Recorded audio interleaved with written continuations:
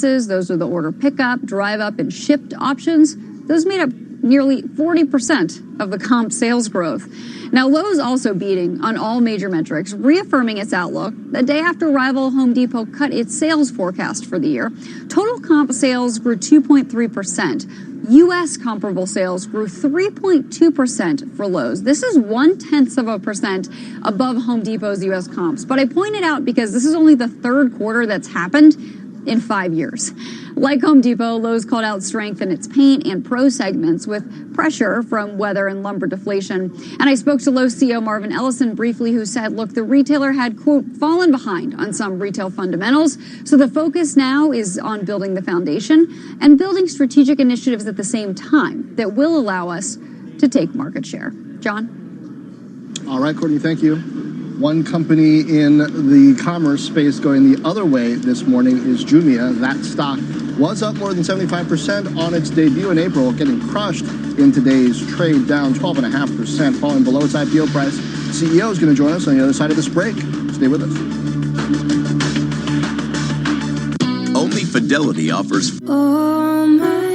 This week at Dreams, you can sleep even better with super savings on a choice of stylish bed frames and comfy mattresses. And there's even free delivery. Don't miss out. The Dreams Super Savings event ends Tuesday. That's what dreams are made of. T's and C's and minimum spend applies. This is a plug. A plug for the future. Inviting you to join the forward-thinking riders, skaters, and drivers who choose electricity to get around. Charging their bikes, boards, and cars using power from EDF Energy, the UK's largest producer of low-carbon electricity. So, do you like the sound of the electric future? Come and join us. Generation Electric. Everyone's welcome. EDF Energy. Dad, I'm bored. Why don't you go and start your holiday homework?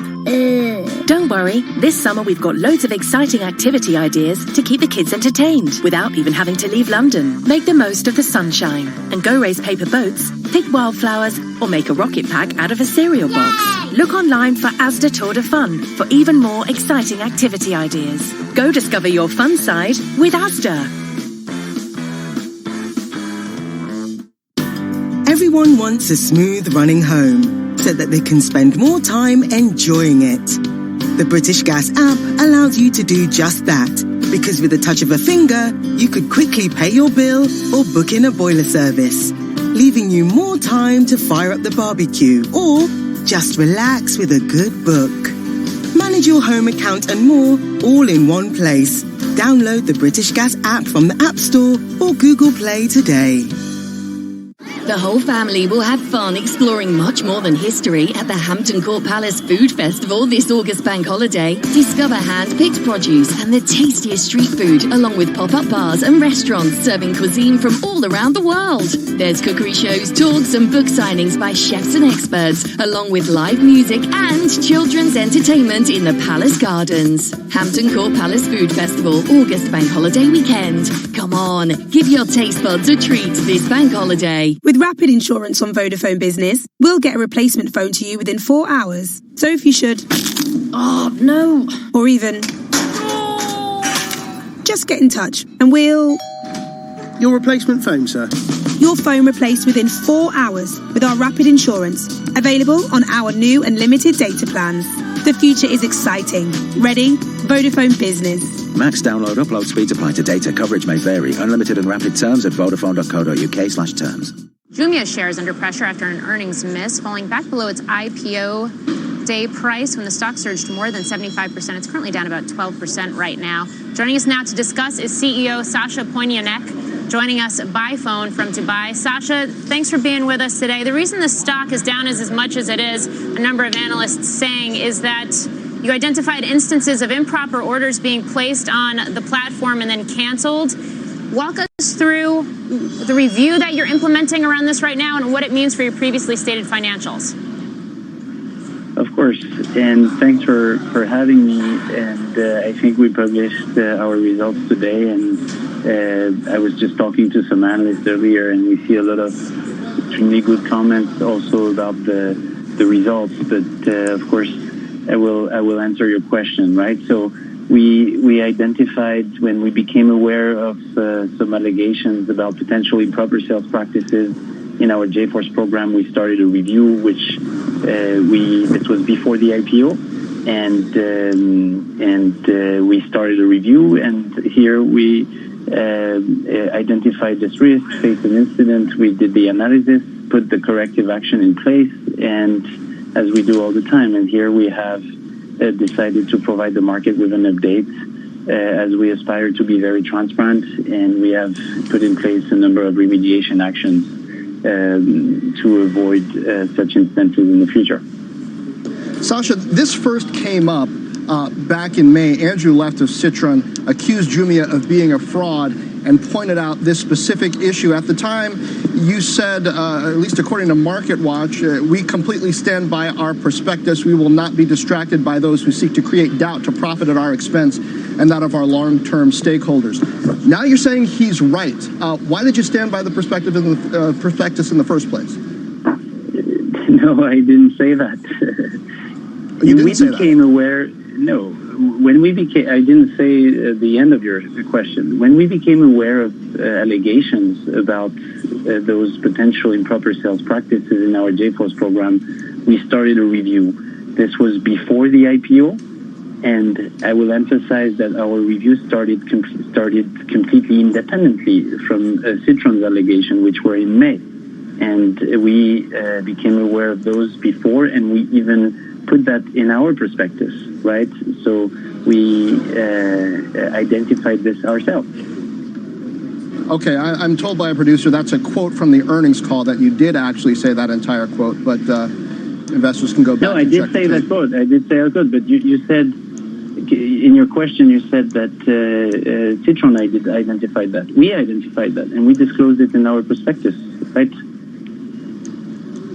You're saying the issue of fraudulent orders being placed, you identified in your prospectus? I'm saying that when we became aware of the allegations about the potential improper sales practices, we started a review, and this was before the IPO, and we included that in our, we started this completely independently from those allegations from Citron. So, Sasha, looking at the rest of the numbers from your earnings today, talk us through the growth and the investments you're making where Africa is concerned, and what that means in terms of build-out of logistics and a path to profitability. Of course, as you can see, we are focusing our financial strategy on growing the top-line drivers, both the users, the active consumers, and the GMV. And as we are doing this, and you can see that we have grown those numbers quite significantly this quarter, we are able to drive an increase in monetization. You can see our gross profit grew by 94% year over year. And we are doing this while driving a number of cost efficiency in our P&L, both on sales and advertising and the G&A. And as a result, we are seeing improvements of our adjusted EBITDA relative to the GMV. And I think we have engaged into a strategy which is a very strong balance between the growth and the path to profitability, and this is what we continue to do, as well as the development of JumiaPay, our payment platform, which is a core part of our strategy as well. And China, of course, has been making a lot of investments in Africa as well. A lot of focus on the trade dynamics right now between the U.S. and China and how it's affecting the rest of the world. How is this playing out for you in terms of potential risks, but also opportunities where your business and where potential sellers are concerned for Jumia? Yeah, it's a good question. I think we're seeing a lot of dynamism in Africa in general, both from a consumer perspective and from a seller perspective. We have some goods which are produced locally, and we have some goods, of course, which are imported in China and in the U.S. And Jumia is really a reflection of the consumer habits of the African consumers. And here we are watching very carefully, obviously, what happens in this dynamic. We are also really trying to encourage, I would say, the African sellers to produce also in Africa, so that the consumers can buy some products which are made locally. And yeah, I think so far, we're still seeing a lot of dynamism in the marketplace. And e-commerce is still in the early days in Africa, right? So in Africa, the online sales are about 1% of the retail, when in China it's 20%. So we're still in this phase where a lot of growth and penetration of online sales are ahead of us. And I think, we're watching this very carefully, but we're still to some extent protected from that. Sasha, thank you for joining us by phone today. Shares of Jumia are down about 15% pleasure. Thank you. right now. Take care. Markets holding on to these gains. Obviously, nice action in light of what we heard from Target and Lowe's today. Squawk Alley's back in a moment. Guys come in all shapes and sizes. This is a plug. A plug for the future. Inviting you to join the forward-thinking riders, skaters, and drivers who choose electricity to get around. Charging their bikes, boards, and cars using power from EDF Energy, the UK's largest producer of low-carbon electricity. So, do you like the sound of the electric future? Come and join us. Generation Electric. Everyone's welcome. EDF Energy. Phew! Curry's PC World Mega Deals are hot stuff. You can save up to £150 on Samsung fridge freezers, all with a soothing 5-year guarantee. Starting from just $379 for the RB29. Or upgrade to an American-style model with £150 off the RS8000 and chill in the heat with its water and ice dispenser. A hot mega deal for a cool $999 at Curry's PC World. This summer at Chessington World of Adventures Resort, answer the call of the wild.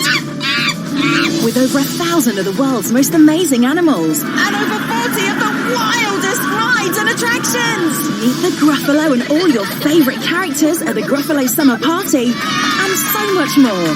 Book early and save up to 40% at Chessington.com. It's Britain's wildest adventure for all the family. This week at Dreams, you can sleep even better with super savings on a choice of stylish bed frames and comfy mattresses. And there's even free delivery. Don't miss out. The Dreams Super Savings event ends Tuesday. That's what dreams are made of. T's and C's and minimum spend applies. It's never nice missing out.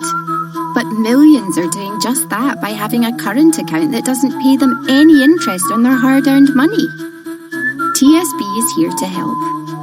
They offer interest to all their Plus account customers for no monthly fee. So if you're one of the millions of people who are missing out, talk to TSB. Terms and conditions apply. The sun gently fell below the horizon. Rays of pure gold filled the sky, illuminating the towering structures of the London skyline. What else could Jane do but gaze in awe?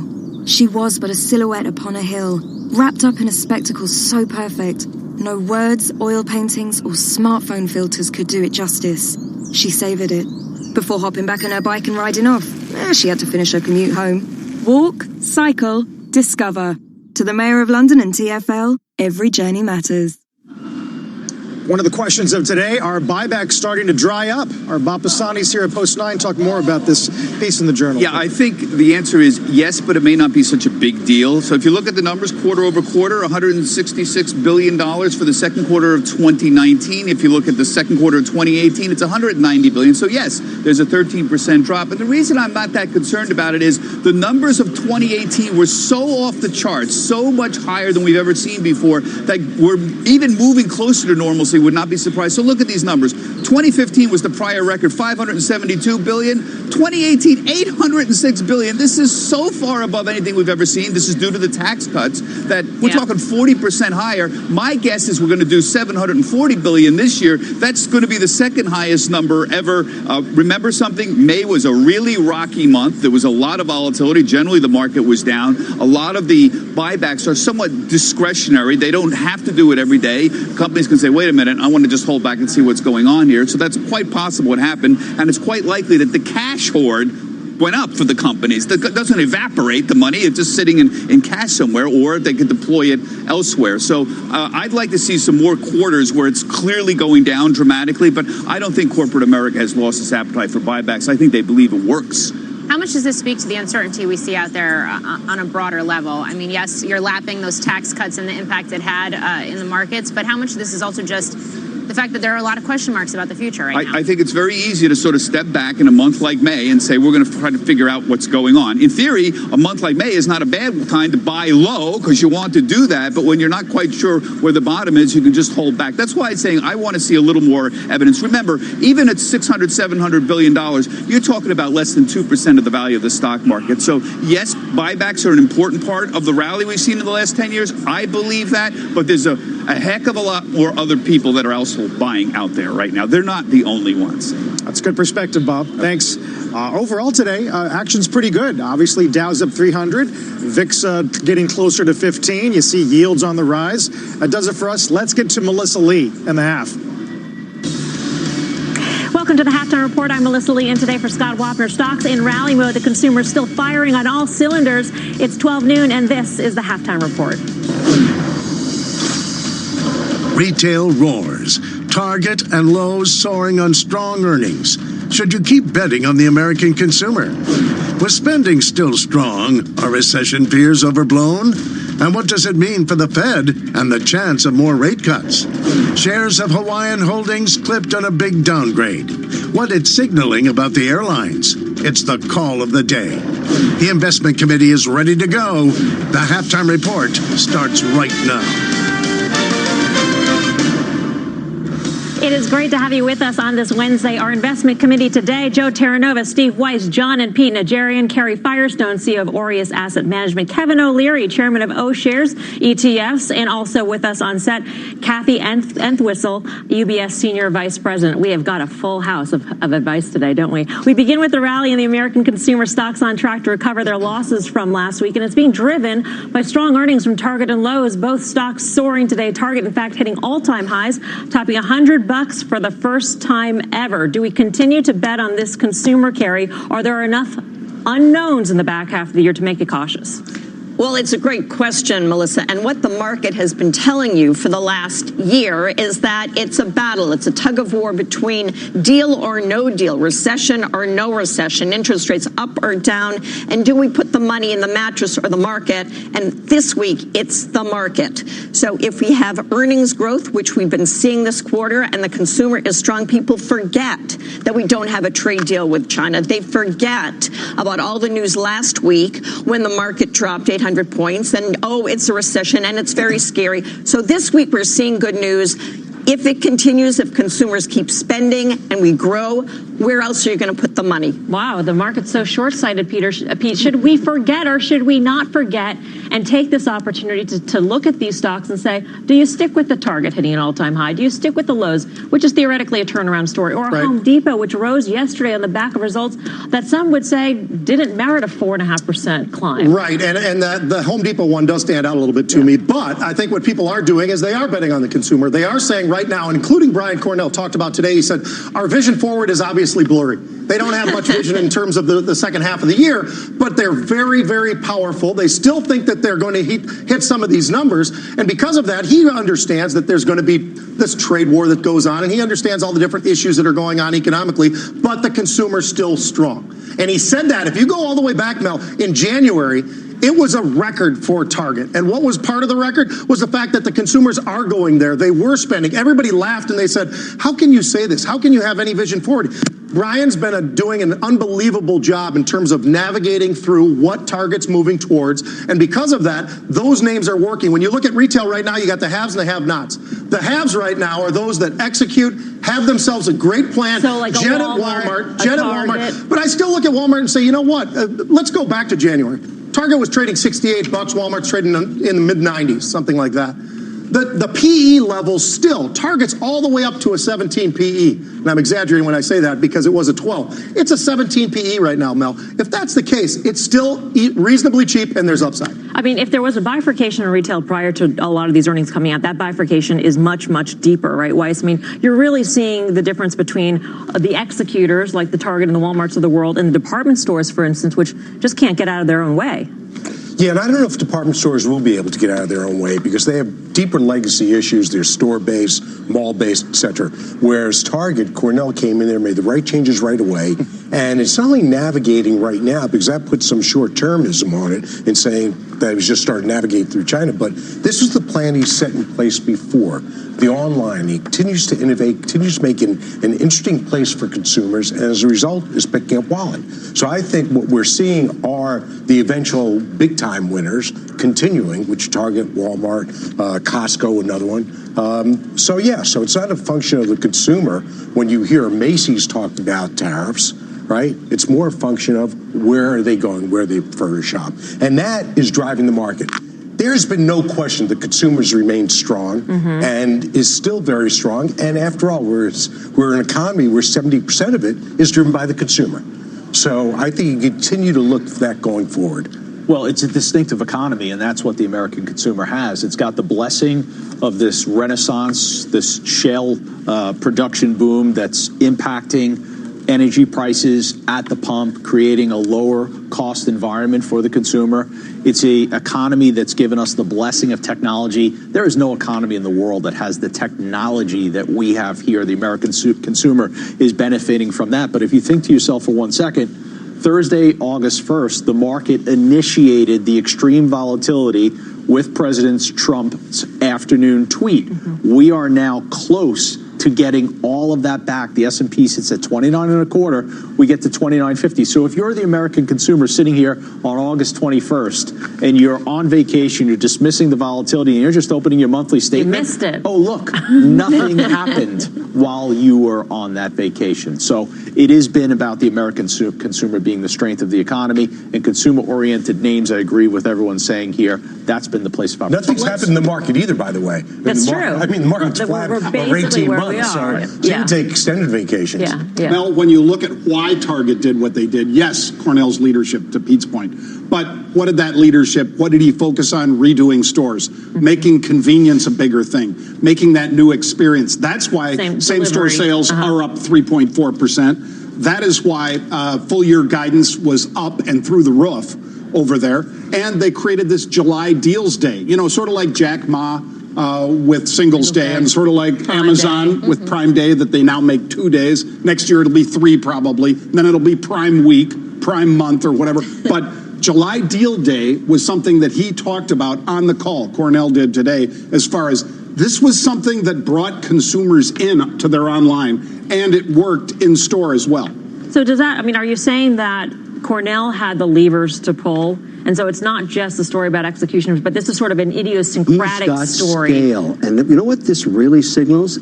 The beginning of a really interesting time in early next year when the full tariffs scale in. If you're Target and you're big and you have scale and you're executing, you can push back on your suppliers in China and say, guess what? I'm not absorbing all of the tariffs. I'm going to push your profits down. And I love that message.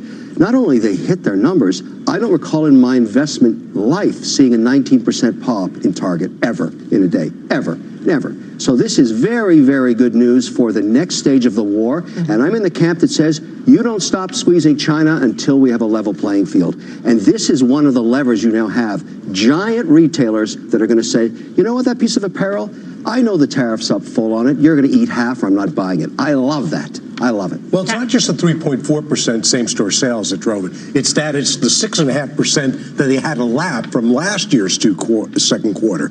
So with very, very tough comps, the 2-year numbers up. That kind of numbers are tremendous. Kathy, where do you stand on discretionary? Well, we love discretionary. And to your point, I think that's a great point that you just made. We love companies that are paying dividends, that are growing dividends, that have the opportunity or the power to make decisions regarding their own bottom line. So I'm with you on that. Music to your ears. Yeah, I think people are so concerned about retailers being crushed by tariffs. They have tools. If they have scale, there's ways to actually get some of the suppliers to absorb the hit and make the pain be that in in a domestic Chinese situation, I want to inflict maximum pain until we get this thing resolved once and for all. Because I've been waiting 17 years to get it fixed. And I'm in the trenches in China. I manufacture there. I get screwed every day. I want to fix this problem. Here's my question, though. Sure. There's a lot of stuff going around the world, going on, headwinds, et cetera. Morgan Stanley just came out with a note today saying the U.S. will not escape some of the headwinds going on around the world and will, in fact, eventually cause a recession or a downturn here. At what point do you start getting concerned that the U.S. consumer still can't keep pace? I would say I would start getting concerned if you start to see some of the early indicators, leading indicators start to turn. So we still have great payrolls. The job report's still strong. We're not having major issues with inflation. There's a lot of really positives out there. I think tariffs, if we start to see the 10% go to 25% on the $300 billion, then we're going to start to have trouble. And I'm not so sure that we're going to be able to squeeze them the way that maybe we can do right now. So we've heard about the concern throughout the last couple of months. But if you think about the concern emanating from overseas, it's reflected in our bond yields. And I would argue where our bond yields are and the impact on private sector borrowing costs actually are going to be a benefit to S&P companies that are realizing a lower profit margin on input costs, but are going to have the benefit of profit margin expansion on the lower private sector borrowing costs. Those are interesting dots to connect. So you're basically saying turmoil around the world equals a flight to safety into U.S. Treasuries equals lower bond yields. The lower bond yields go, the better for corporate America. The better for corporate America, the better for the U.S. consumer. And so turmoil around the world actually benefits the U.S. consumer. If you're going to make that, if you're going to connect all those dots, that's where it goes. And the investor that's buying those corporations. Exactly. But if we looked at the market and we're talking about what does this all mean for the market, and we've had a couple of good days here, we all have to remember that the market, if you go back to January of 2018, has been flat. The market has been flat, but not all of the market has been flat. What's been terrible? Interest rate sensitive stocks. So banks by far. Energy has been terrible. Everything that's commodity based is terrible. Most big industrials have suffered, are down, and that's tariff related. So what has been good? So it's platform companies that seem to be immune. They can grow in every environment, whether that's PayPal, Visa, Microsoft. You name it. It can be a veterinary company, Zoetis. It can be Sherwin-Williams. It's companies that are U.S.-based or global but don't have any exposure to interest rates, much commodity, or much trade. Those have been on an uptrend. So you have to be careful about just saying, oh, the market is strong because consumers are strong. Gap isn't strong. L Brand's not strong. Sure. You've got Macy's not strong. But I'd also disagree on the interest rate that lowering the borrowing costs. At some point, it's diminishing returns. It's like you can't take too many vitamins. You can't do this. Can't do that. You can only refinance so many times. Right. And by the way, they have negative rates in Europe. Talk about low borrowing costs. It's not helped them. It hasn't helped them at all. So at some point, corporations say, Apple was borrowing at 25 bips a few years ago. Do they care if it's at 20 bips or flat? No, they're not going to do it anymore. So I think that at some point the balance shifts between lower profit margins and lowering your borrowing costs. Okay, but think about it this way: share buybacks are set to increase 13% year on year. That helps. Close to $1 trillion. If you're in the environment that you're describing, where Apple is able to do what they have done in the last 4 years, which is hit the debt market for $100 billion and shrink aggressively the share count. Other companies are going to go out and do the same thing, because what else are you going to do with your money? And they've been doing it. So they're going to do it even more now. So we had record number of buybacks in 2018, right? We're on our way to another record this year, as you point out. The market's flat over the last 18 months, while the economy has, I wouldn't say is close to recession. I'm not calling for recession, but it's atrophied somewhat. I'd say, Mel, that Powell, when he addresses us from Jackson Hole on Friday, that one of the things that they need to understand is just jawbone